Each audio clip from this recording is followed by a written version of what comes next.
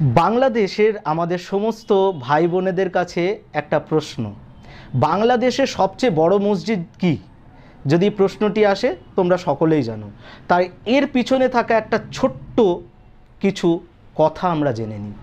আমরা জানি যে 60 মসজিদ বলে একটি মসজিদ আছে। এই 60 মসজিদ অর্থাৎ 60 গম্বুজ মসজিদ, এটা হলো বাংলাদেশের অন্যতম সবচেয়ে বড় মসজিদ, যেটা বাগেরহাট অঞ্চলে অবস্থিত। এটি তৈরি হয়েছিল সুলতান আমলে।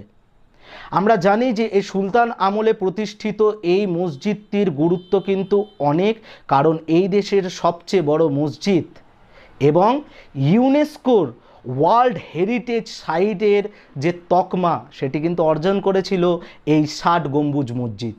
অর্থাৎ অত্যন্ত গুরুত্বপূর্ণ এবং পবিত্র এই মসজিদকে আমিও প্রণাম জানাই।